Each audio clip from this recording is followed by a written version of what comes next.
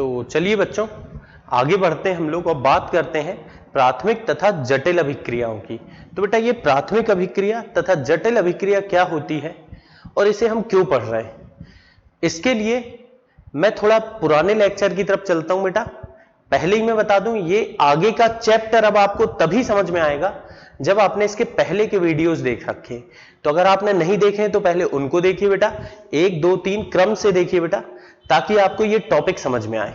अब इसके पहले के टॉपिक में मैंने आपको दर नियम लिखना सिखाया था और हमने देखा था कि जब हम दर नियम लिखते हैं बेटा, सक्रिय द्रव्यमान सक्रियता के नियम के अनुसार लिखते हैं, किंतु अभिकारकों की सांद्रता के घातांक जब हम लगाते हैं तो हमने बोला था कभी कभी वहां पर रस समीकरण मिति गुणांक आ सकता है और बेटा कभी कभी वहां पर रस समीकरण मिति गुणांक नहीं आ सकता है। मतलब बेटा वहां पर कुछ भी संख्या आ सकती है और वो संख्या क्या आएगी ये निर्भर करेगा, ये बेटा हम बता पाएंगे प्रयोग के आधार पर, प्रायोगिक मान के आधार पर। जब हम परीक्षण करेंगे, प्रयोग करेंगे बेटा, तभी हम ये मान बता पाएंगे। लेकिन हां ये मैं जरूर बता सकता हूं कि कब रस समीकरण मिति गुणांक ही आएगा और कब रस समीकरण मिति गुणांक नहीं आएगा, ये मैं बता सकता हूं बेटा। किस आधार पर, उसे ही समझने के लिए हम पढ़ रहे हैं प्राथमिक तथा जटिल अभिक्रियाएं। तो बेटा प्राथमिक अभिक्रिया किसे कहते हैं? वह अभिक्रिया जो केवल और केवल एक ही पद में पूर्ण हो जाती, उसे हम कहते हैं बच्चों प्राथमिक अभिक्रिया। एक ही पद में पूर्ण हो जाएगी। तो चलिए देखते हैं, परिभाषित करते हैं और बहुत सारी और भी बातें करेंगे बेटा इसके बारे में। यहां पर हम पहले हेडिंग डाल रहे हैं अपनी, क्या, प्राथमिक अभिक्रिया, ठीक है ना। तो यहां पर बेटा हमने हेडिंग डाल ली है अपनी प्राथमिक अभिक्रिया। तो पहले बेटा हम प्राथमिक अभिक्रिया की बात करेंगे और फिर बाद में बच्चों हम जटिल अभिक्रिया की बात करेंगे। तो प्राथमिक अभिक्रिया में क्या होता है, ये अभिक्रियाएं केवल और केवल एक ही पद में पूर्ण हो जाती हैं, पूर्ण हो जाती है। मतलब बेटा प्राथमिक अभिक्रिया का बेसिक पॉइंट यही है कि अगर कोई अभिक्रिया एक प्राथमिक अभिक्रिया है तो समझ जाइए वो एक ही स्टेप में, एक ही पद में पूर्ण हो जाएगी। क्योंकि बेटा ये एक ही पद में पूर्ण हो रही है, तो जब आप अभिक्रिया की दर निकालेंगे बेटा, यानी कि दर समीकरण लिखेंगे उसके लिए, सॉरी बेटा दर नियम लिखेंगे उसके लिए, तो उसी पद से लिखेंगे। और जब आप उसी पद से अभिक्रिया की दर निकालेंगे तो पक्की बात है बेटा, पक्की बात है कि दर नियम लिखते समय जो घातांक आप लिखेंगे वो बेटा रस समीकरण मिति गुणांक के बराबर ही लिखेंगे। क्या कहना चाह रहा हूं यहां पर मैं ये कहना चाह रहा हूं बेटा कि ये जो प्राथमिक अभिक्रियाएं हैं वास्तव में सक्रिय द्रव्यमान के नियम का पालन करती हैं। अर्थात जब हम इनके लिए सक्रिय द्रव्यमान का नियम लिखते हैं बेटा या दर नियम लिखते हैं तो घातांकों में रस समीकरण मिति गुणांक ही लगाए जाते हैं। क्या कहना चाह रहा हूं बेटा, इस बात को मैं उदाहरण से समझाऊंगा। मान लीजिए बच्चों मेरे पास एक अभिक्रिया है, वही हमारी रटी रटाई अभिक्रिया बेटा, N1A धन N2B बनाता है क्या बच्चों, N3C धन N4D। ये हमारी है अभिक्रिया।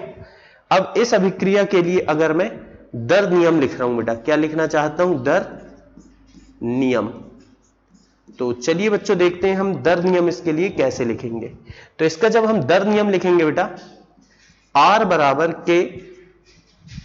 K यहां पर एक स्थिरांक है जिसे हम दर स्थिरांक कहते हैं बेटा। A की सांद्रता और B की सांद्रता का गुणा करेंगे। लेकिन बेटा ये मैंने लास्ट क्लास में आपको सिखाया कि सांद्रता के घातांक में कोई ना कोई अंक आएगा। अब बेटा मैंने ये भी बताया था ये अंक कितना आएगा ये तो बेटा प्रयोग पर पता चलेगा, और अभी तो मैं प्रयोग कर नहीं रहा हूं। लेकिन अगर मुझे पता है कि ये अभिक्रिया एक प्राथमिक अभिक्रिया है तो मैं ये गारंटी से बोल सकता हूं कि यहां घातांक में इनके जो रस समीकरण मिति गुणांक हैं बच्चों वही आने वाले हैं। इनके जो घातांक है उनके रस समीकरण मिति गुणांक ही घातांक में लगाए जाएंगे। मतलब बेटा इसके लिए जो दर नियम है वो वास्तव में सक्रिय द्रव्यमान के नियम का पालन करता है, द्रव्यमान सक्रियता के नियम का पालन करता है बेटा।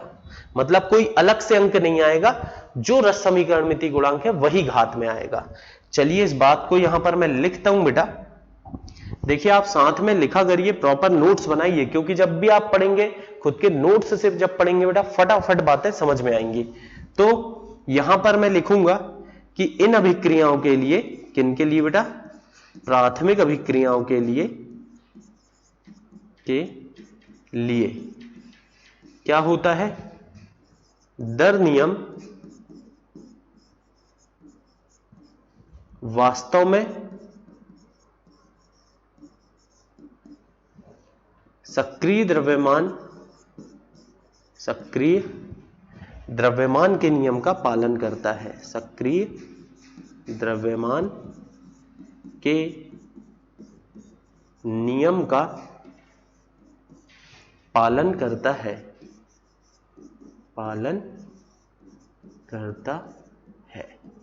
ठीक है बेटा। मतलब अर्थात इनमें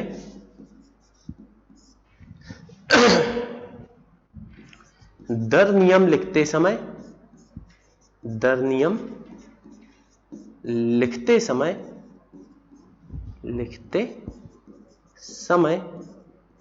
रस समीकरण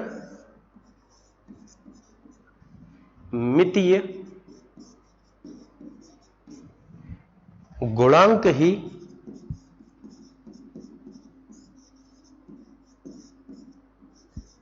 घातांक के रूप में लगाए जाते हैं, घातांक के रूप में लगाए जाते हैं।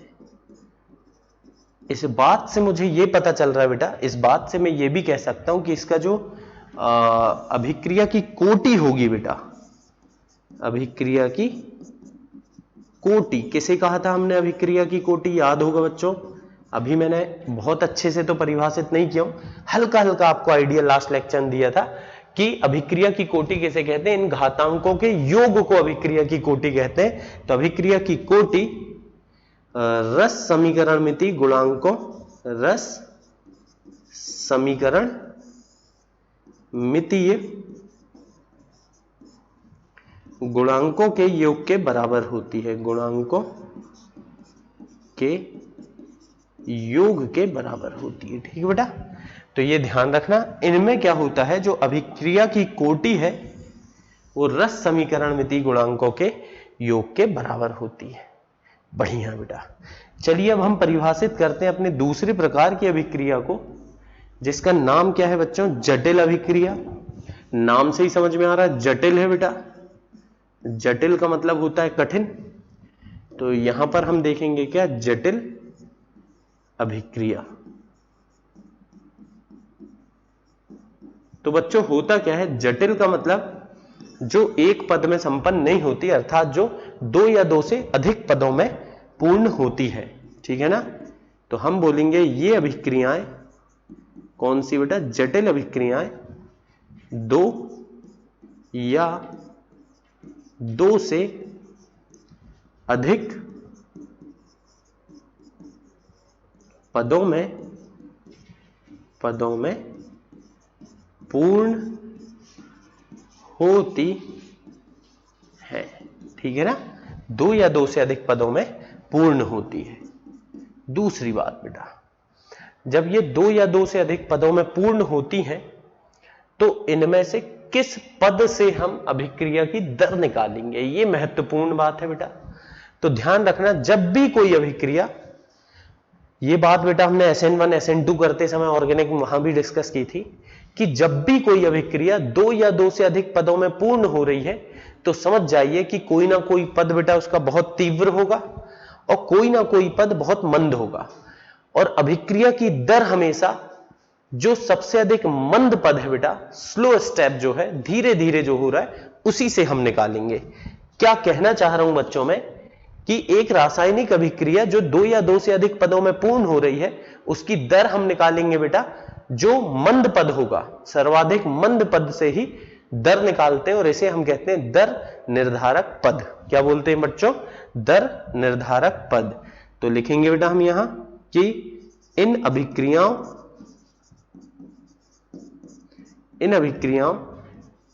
की दर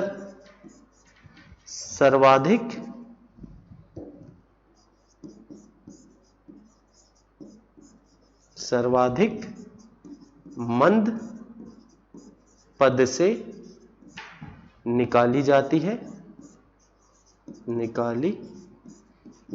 है। इसका क्या मतलब है बेटा? इसे मैं ऐसे भी बोल सकता हूं, अर्थात सर्वाधिक मंद पद ही क्या होता है बेटा? दर निर्धारक पद होता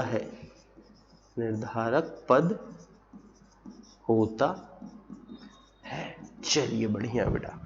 इस तरीके से, जैसे उदाहरण से अब ये बात ज्यादा अच्छे से समझ में आएगी बच्चों। मान लीजिए मेरे पास एक उदाहरण है 2NO, ठीक है। ये कर रहा है, ये गैस है बेटा, ब्रोमीन से अभिक्रिया कर रही है और ये बना रही है क्या? 2NOBr, ठीक है बेटा, 2NOBr बन रहा है। ये एक मेरे पास रासायनिक अभिक्रिया है और इस रासायनिक अभिक्रिया में क्या हो रहा है बेटा? यह अभिक्रिया जो है वास्तव में ये 2 पदों में पूर्ण हो रही है। अगर देखो मुझे नहीं पता होता कि ये 2 पदों में पूर्ण हो रही है, तो इसके लिए मैं दर कैसे लिखता, दर नियम कैसे बनाता बेटा? R बराबर के, अब अभिकारक में NO है तो NO की सांद्रता की घात 2 और Br2 की सांद्रता की घात 1, ऐसे बना लेता बेटा। अगर मुझे पता रहता कि ये एक प्राथमिक अभिक्रिया है तो मैं तो बेटा ऐसे बना लेता, मैं सीधा साधा इंसान, मैं तो ऐसे ही बनाता बेटा, है ना। लेकिन बाद में मुझे पता चला कि यह तो भैया 2 पदों में पूर्ण होती है। इसका जो प्रथम पद है, प्रथम पद कहता है बेटा कि NO जो है पहले ये Br2 से अभिक्रिया करेगा और ये बनाएगा बच्चों NOBr2। अब जो NOBr2 है ये द्वितीय पद में जाएगा। NOBr2 कहां जाएगा बच्चों? द्वितीय पद में, और फिर से ये किससे क्रिया करेगा? दूसरे NO से अभिक्रिया करेगा और फिर ये बना लेगा बच्चों NOBr, कितने? 2। तो वास्तव में बेटा अगर आप देखें तो ये जो रासायनिक अभिक्रिया हो रही 2 पद में पूर्ण हो रही है। पहली अभिक्रिया में एक माध्यमिक यौगिक बना और इस माध्यमिक यौगिक ने दूसरी अभिक्रिया करके उत्पाद बना दिया। माध्यमिक यौगिक कैसे कहते हैं बेटा? जो बीच में बनते हो बीच में ही समाप्त हो जाते हैं, उन्हें हम कहते हैं माध्यमिक यौगिक। अब देखिए जो प्रथम पद है बच्चों इसका, वो तो होता है तीव्र। कैसा होता है बच्चों? तीव्र। और जो द्वितीय पद है वो होता है बच्चों मंद। सॉरी बेटा, द्वितीय पद कैसा होता है बेटा? मंद।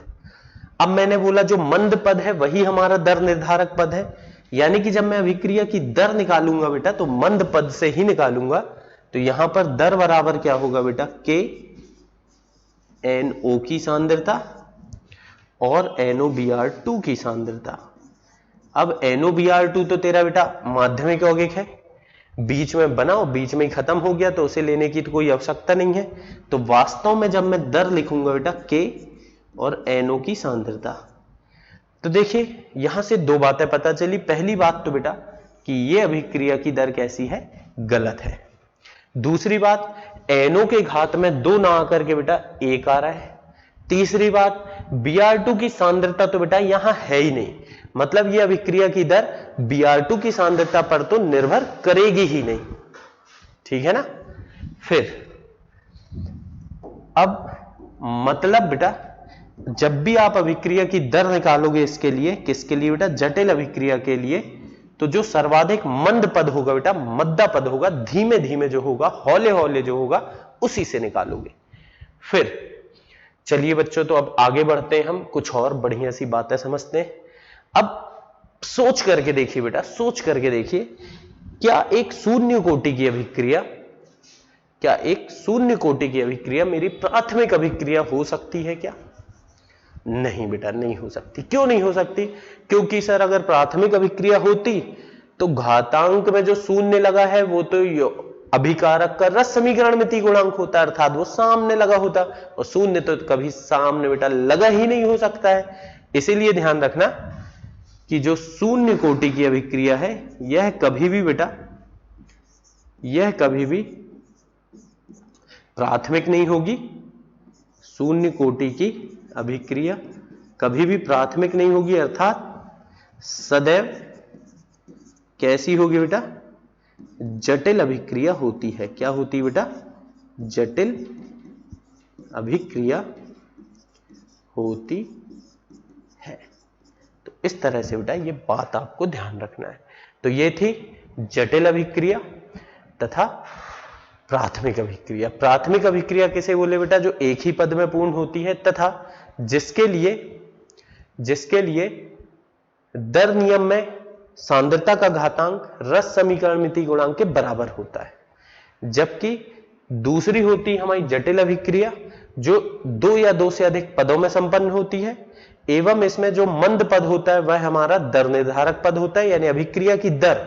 देखो बेटा, दो पदों से हुई, लेकिन इस पूरी अभिक्रिया की दर आपने पहले पद से नहीं निकाले, आपने निकाले दूसरे पद से, यानी कि मंद पद से। तो अभिक्रिया की दर सदैव मंद पद से निकाली जाती है।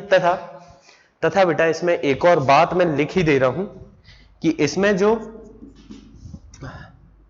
जब हम इसका बेटा दर नियम लिखेंगे तो वहां पर सांद्रता की जो घातांक होगी, दर नियम लिखते समय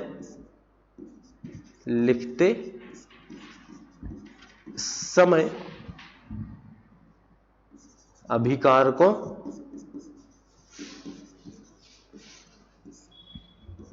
की